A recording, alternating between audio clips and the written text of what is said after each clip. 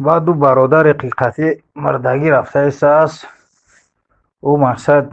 دین داره و ایمان داره، مسلمان چی خیلی او توجیکی نخود توجیک هم خیلی واس کنه براده بربری او مرده. الحمدلله بگه که برادر شهید شده گه اخی. سبحان الله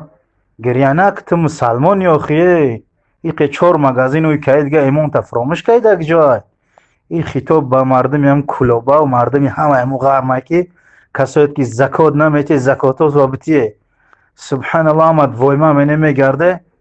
عبدالرحمنه همیگه کنه به همش برسون یک تق خوری بچه همیجا دوره بگو هم غرم موجبیلان هم دوره همیجا. سبحان الله حال دوای ده هیچ کنیسته هم قوایما منه مردم حج روی منه چکو منه منه ای یک خوری بچه دستگیری کنه بگو چند تا شما باید جای قوریا داشته باشه در اینجا، چند تا جای مدرسه ها داشته باشه پلاتیت کنه خونه او را خونه بخره بتی او را پلی دنیا داره ای زکاتات وراری بتی همی کورا میم برین مرده سی رفته سی اینا. سبحان الله مردان تو نمیفرو و از کام مرده رفته سی. من دین رفتم پیش هم و جبلا سبحان الله بچه غر مای هم قملانیر ده هم غرم بسیارش دست که مگزنای کلان هوی که اگن سبحان الله ایمان شو فروخته اگن امروز کرانتین اومده یا که امروز ویروس اومده واس دارند دیگه نمیدونن چیکار کنن. در حقیقت میگه همین درسته کنش ندرسته مخلوق الله سبحانه و تعالی اومد در تقدیرات کشیدگی میم بری برادر راه نداری دیگه. با همین خاطر زکاتات آوا وریم بتیه در این مبین شما صدقه جاریه داشته باشه که بعد مرگ شما صدقه شما رفته حساب باشه. مثالی که یک مدرسه در هر یک قدم شما مدرسه های باشه که مردم طالب علم ها در اونجا درس بگیرن قرآن هر سال یا که 3 سال پس قرآن تیار کنن حافظ شوند در اونجا او صدقه در نامه اعمال امو مید مرده رفته ما مرده رفتن بگیره. ما همین خاطر هر جای در باشه سلامت باشه ای مرگ نترسه ای ویروس نترسه برادرات. سبحان الله به ایران چندین کسلو میشوم این بره میریم یگون اواری آدم میزنیم این بره میریم الحمدلله بگه که سبحان الله 5 وقت نماز میخونیم مسلمانی شهید مرده ایسای غریبی در مرده ایسای شکرانه که الحمدلله. نه که پیش ای فقط برادر همیم میگم که دگجه باشه مال تو نگاه کنه که دگجه از خواهد چیده ایسا هست. من نگاه دارم همه چند کروتوی هستن دیده ایسا هم که مقصد مردم حج روی مینا میگه و تامینن و تام وایما مینن 55 کو 70 کو 90 گشته ایسا. سبحان الله یک مدرسه نداره در همینجا که برای قرآن خوندن در قزاقستان هیچ کار نمیکشن که گبه قزاقستان هیچ تو نمیگه همه ترسه میگرده. این خلق قرغان هم انمی خیلی ابتایی که کلون در موبایل ما هستن یک تش سبحان الله صدقه جاریه نداره در درون ما و کای مینید یا کای شما دین الله نصرت مینید روم و سیاه میگن که ما دوست میداریم طالب علم را دوست میداریم اهل علم دوست داشتن نیست یک در پیش بستی گریه کنی بود ای پیش برای یک چمندان پول بلا سبحان الله در کسات و 100,000 دلاری 10,000 دلار شجر توید نمینه. امروز ممبری میره مغازینات میمونن برادرم تا زکات و فقط بده شما سبحان الله هیچ خونه منی اخینا ممبری نمیبری که اون مغازینات خطی. این خلق قرآن هم خیلی بوی کلون داریم در همین نردم داریم یگان تا همین شیر توید نمینه برای دینی الله سبحانه و تعالی. شناسی دنیا داری ای ملیسا تو که بره سبحان الله میشناسه ای کی میترسه شما اخی ای مخلوق بس کنی ترسیدن ای الله بترسه.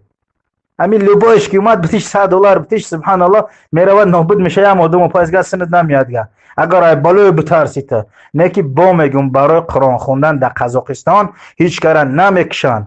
حوزی اگر شما نه رزولتات باید شما نشون بده که چند تا مدرسه باید در این قزاقستان ای شما باشه که شما درس داده ایسه درس رفته ایسان طالب علم را شما احترام که ایسه دوست میداری طالب علم اهل علم کسی دوست میداره باید جیر توید کنه باید زکات دعو رسول کنه موج دعو رسول کنه. سبحان الله قرآن در خوناتو نمیخونه یگان اولاد گفتی گپو یگان اولاد حافظ قرآن نیست بسیاری ما آخه بکنیم اهل علم یاردم کنیم که با پیشته برن یا با قرآن مردم حافظ شوند مردم دین الله بفهمن. نه که سبحان الله مت یان باش که اگیم الحمدلله میگیم ای همه بلنگ میزنیم در لبوج 4 تنگه هر رو میافتیم دیگه سراز 70 کش میگیریم و 75 کش میگیریم یا که پسلنتی مدل چی وروی همو میگیریم بگرد اخیر تو نگاه کنید سبحان الله تای کلوش زندگی کردن پدرایش ما مردن برفتن تای کلوش چمقی مردن برفتن قطعی یا تیاق اساش میگن تیاقش میگن گوبون بوده مرده برفته سبحان الله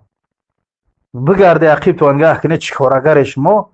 حوز دیگه 4 مگزین ہوی که 10 تا ہوی که خوش به حالت 100 تا ہوی که نه که در برابر ایتم دبو برای قیامتت باید آوردی کنی سبحان الله دین الله نصرت کنی باید که تن موجی نرکله باید باشی در نزد الله سبحانه و تعالی مسلمان شیردل باشی تو یگان تا دین الله نصرت نمینه امروز عذاب خداوند مگه نه فقط بالای کافرا بالای مسلمان هم بردار ما را همین بریم من همین برم یا تام خیلی مرده رفتن میگیریم نه که افسوس که یگان چی نمیبریم اینجا برای دنیای همیشگیمو یا دنیایی که سبحان الله اخیر نداره برای همورا این دنیایی که کیرو نداره سبحان الله 10 مگزینش دوی کایسیم 12 مقایسات بالا های سبحان الله نمیدونم چیکار میکنه باشین در نزد الله سبحانه تعالی در برابر این مال ما مثل صحابه باید ژرتویت کنیم مال جان وقت نکنیم خیلی بعد میاد ویروس بعد داد میگوی در بر برادرت روش همه بینید گفت میگوی چشماش ورم کن داد گفته میره میای برادر الحمدلله بگو مسلمانی تو فراموش نکن تو مسلمانی برادر این قید دمینه این قمال پتینکه و پشاک کستوم خیلی هویت که اگه سبحان الله دیگه گم که گیخته سبحان الله بگو پیش روی که در کاد موزگه بخون با که برادرت بدین الله رفته گیه